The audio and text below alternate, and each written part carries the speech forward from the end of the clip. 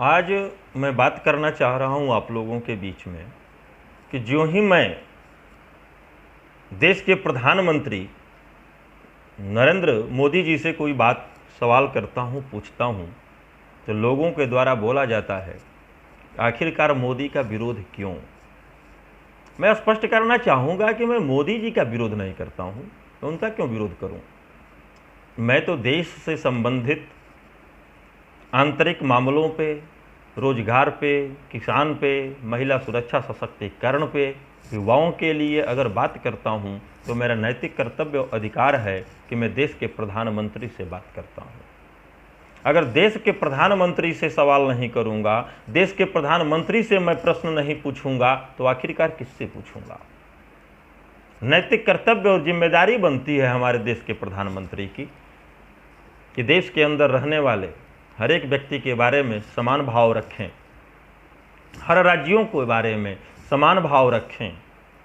लेकिन होता है उल्टा, जब सवाल पूछो तो तुरंत आरोप लगता है कि मोदी जी का विरोध है। आखिरकार मोदी का विरोध हम क्यों करें।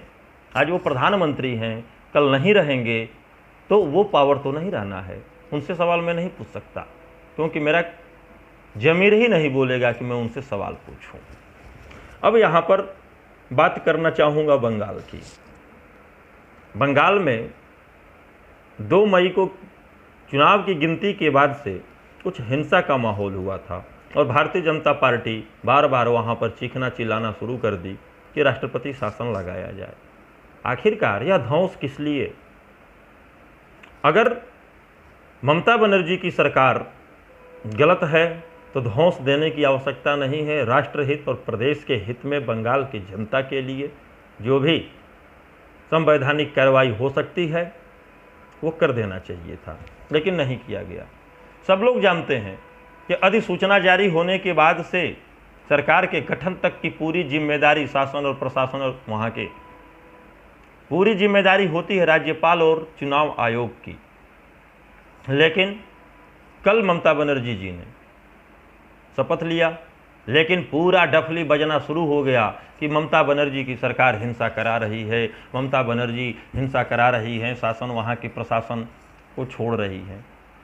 एक सीधा सा सवाल है कि जो वहाँ पे पुनः सत्ता में आया हो,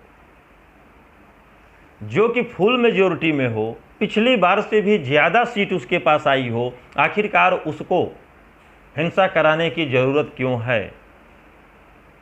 ज़रूरत किसको है, पहले ये जानना जरूरी है।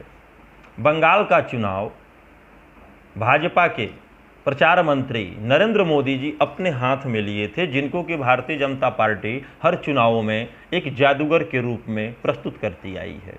जब होता था बोलती थी कि मोदी है तो मुमकिन है। जैसे कि बिहार के चुनाव में नीतीश कुमार से ज़्यादा सीटें पाई थी भारतीय जनता पार्टी, तो सभी media channel, Bharatiya Janata party के नेता, सभी कार्यकर्ता ये बोलते रहे कि मोदी का मैजिक चल गया और भारतीय जनता पार्टी नीतीश कुमार से ज़्यादा हो गई, पिछली बार से ज़्यादा सीटें आ गई उसकी। बंगाल में यही चलता था कि मोदी जी सभी मंचों से बोलते थे कि 200 पार निकल के हम आएंगे, लेकिन बंगाल की जनता ने मोदी जी को एक सिरे से खारिज कर दिया। जो जादूगर व्यक्तित्व के व्यक्ति मोदी जी कहे जाते थे, उस जादूगर का जादू वहाँ पर फ्लॉप हो गया। जब जादू फ्लॉप हो गया तो उस बेइज्जती को जनता के सामने न लाने के लिए, छुपाने के लिए, और देश कोरोना जैसे भयानक महामारी से जूझ रहा है, उस दौरान भी चुनाव कराकर देश ही नहीं वरन विश्व में निंदा का पात्र बनने मोदी जी अपने छवि को बचाने के लिए अनर्गल प्रलाप करके झूठे से झूठे आरोपों को लगाकर, जो कि ममता जी शपथ नहीं ली थी उससे पहले भी आरोप लगाकर ममता जी को चारों तरफ से दोष देने का काम करते रहे।